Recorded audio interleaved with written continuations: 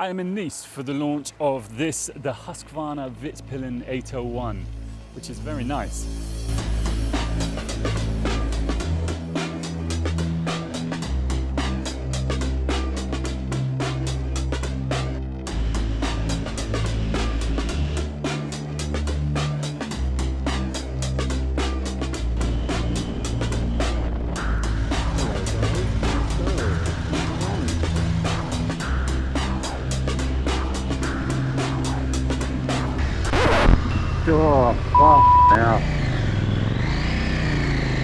I'm out of the office today. I've got the Mediterranean behind me and I've spent the day riding this motorcycle, and it has been a hell of a day. Far more interesting to you and I than the ocean is the mountains that are the other side of the hotel, and I feel like I need to just talk about the landscape for minutes so that I can share some of the B-roll we've got from the ride today, because it was just beautiful. The roads were never straight. They were twisting this way and that, all through the mountains, through the woods, and it was an exceptional ride. It was beautiful weather, and of course the thing that made it the exceptional ride was the bike. I was lucky enough to be on the Svartpilen launch earlier this year, which is the sister bike to the Vitpilen. And they've always differentiated themselves, with the Svartpilen being sort of scrambler flat track inspired and the Vitpilen being more sport/cafe racer inspired. But in the 801 model, they've come slightly closer together, and it's almost that the Svart has come closer to the Vit, if you know what I mean. When I did the Svartpilen video, I said that it was a brand new line of bikes, the Pilen bikes, and I was wrong, as someone pointed out in the comments. Husqvarna made the silver Pilen back in 1955, which was a beautiful sports racing motorcycle for the time. Tiny capacity, I can't remember what it was, but this is very much the sports side of the Pilen family. Before we go into the differences between the two bikes, I'll just run you through again the basis of this bike. You have the 790cc parallel twin engine from the KTM group range. So it's the same engine as you get in the KTM 790 Duke. It is a chromo steel frame. You've got the beautiful cast aluminium subframe. In some pictures you might think this is plastic, but this is all three-piece cast aluminium. You've got the cast alley swing arm, the WP Apex shock and forks. The wheels are the same now. Previously the Svartpilen used to have a 19-inch front and was slightly more set up for sort of flat track scrambler inspiration, whereas now they're both running 17-inch wheels, the same 17-inch wheels. Whereas the Svartpilen shod them in Pirelli's MT60 RS, sort of a block pattern flat track inspired tyre. This bike wears the Michelin Road 6 tyres, and today was dry, but occasionally in places there was sort of patchy wet areas from the rain over the last few days, and this was the perfect tyre for our ride today. The 790 Duke goes for a real sports-based tyre, as sticky as you can get. I can't remember exactly what it is. But in opting for the sort of more sports tour tyre on the Husqvarna Vitpilen, it's a statement of intent. It's what this bike's for. It's less ready to race. It's more for pioneers, as they say.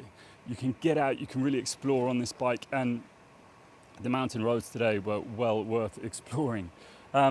Let's play spot the difference between the Svartpilen and the Vitpilen. I reckon there's 6 key things that are different. So, obvious, number one, the headlight. It's a really striking feature on this bike. You've kind of got the halo LED ring and then the main beam and low beam in that central projector. It's a really striking design. I love that.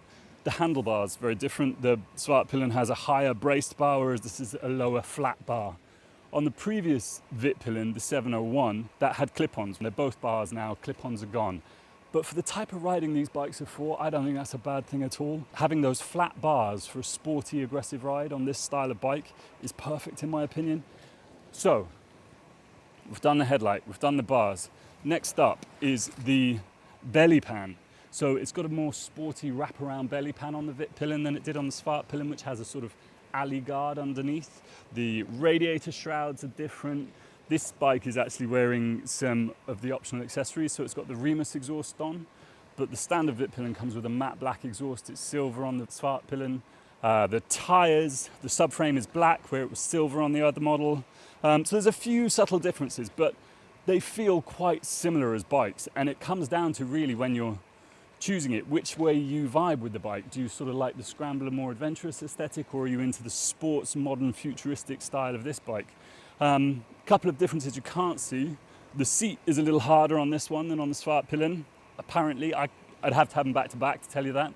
I found it comfortable. We rode 260 kilometers today, but there's space to move around. So the suspension is the same units. The shock and the forks are the same as on the Svartpilen, but they're set up differently. And it's not just a few clicks here and there, they're different internally. And something I really like that's across both models is they've simplified the adjustments in suspension. They've toned it down to 5-click adjustment on the forks. You've got compression on one leg and rebound on the other. And it's a similar setup with the shock as well. So as opposed to having 30 clicks of indiscernible difference for me, I can never tell the difference between all those clicks when I'm riding a bike. They've really sort of fine-tuned that difference so you can tailor it to suit yourself. And I think that's a really good idea for the average rider.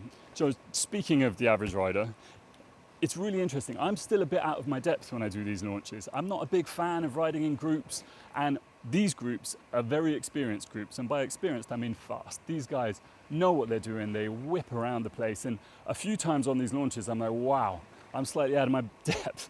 But today, riding this bike, was the first time I felt really comfortable on a launch, and I had confidence going around these narrow, twisty roads that I did not know which way they were going to go. And as I was riding, I was really enjoying a launch for pretty much the first time and not just stressing about keeping up with everybody.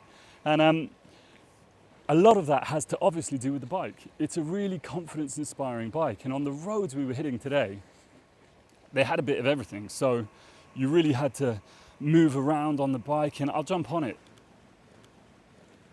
I'm 6'4", and I'm about 100 kilos, but there's plenty of room for your legs. I had someone commenting about them not being able to fit on it, but I can't see how you'd run out of space for your knees on that. The bar position, that's probably the biggest difference between the two bikes. Putting your weight forward, and you're right over that front, and it gives you a load of confidence in the front. I found the brakes really progressive. I knew exactly what I was doing. I could just put the bike where I wanted it to be. So yeah, I really enjoyed the ride. On this bike, as I said, there's a few optional accessories. So these underslung bar end mirrors are an accessory. There's some nice caps on the fluid reservoirs. The Ramus exhaust. There was one of the bikes on the ride today had the Ramus exhaust, and it sounded wonderful. There is also some aftermarket indicators on here, all from their accessory catalogue. So this one's sort of jazzied up a bit. There's some carbon parts on the heel guard, the radiator shrouds, and on the mud guard. So yeah, you can play with it. The starting price hasn't really been confirmed yet, but the Svartpilen is 10,499. It's highly likely it's going to be around that point. The tech package on this is really extensive. There's a few things that are optional between the bikes. There is the dynamic pack. That gives you a 4th riding mode. As standard, you've got 3 riding modes: rain, street, and sport. Today, we spent most of the time in sport and dynamic. In the dynamic mode, you get a few extra pieces as well. You get the wheelie height control. You get a slip control, MSR they call it. There's traction control as standard. It's all corner lean sensitive.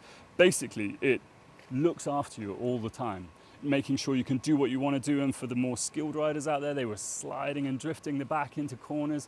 The wheelie height control, the guys were playing with that and seeing where it kicked in. I got a little bit of air beneath that front tire occasionally, so that was fun as well. But yeah, the tech suite on this is really extensive. You can also add cruise control, which is an extra button, and then the easy shift. That would be the one thing for me that you would simply have to add to this bike. The easy shift, quick shift is a pleasure to use. Bouncing up and down through the gears, so easy. The little blips that it puts in there, love that. But yeah, in terms of which one you'd go for, it's entirely preference and style, really. I think the really interesting thing about the Svartpilen and the Vitpilen is that obviously there's no hiding the fact the frame, the engine, the swing arm, a lot of it is shared with the Duke 790, which comes in considerably cheaper than these bikes. But they're such a different proposition in terms of style, in terms of feel and lifestyle. And the 790 Duke's never been a bike that I've seen and I've been affected by. And I know for a lot of people it does. But for me, I see these bikes and I want to know more. I want to ride it. It compels me. And it's got 105 horsepower, so you can also claim an extra 10 horsepower on the KTM. I'm sure they're not happy about that. But yeah, it's entirely down to your style and taste. Because the riding, the tires are probably the biggest difference. The tires and the bars are probably the biggest difference. But having ridden both, I enjoyed them both a hell of a lot. Today was wonderful. And as I say, it was one of my most confidence-inspiring rides I've had. So yeah, I've got a soft spot for this bike now, and I'd definitely like to ride it some more. Thanks for watching. I hope you enjoyed the video. There is more reviews of new bikes on the channel, but of course there is also custom bikes going into depth on the custom builds and all of that good stuff. So check out the rest of the channel. Thanks for watching.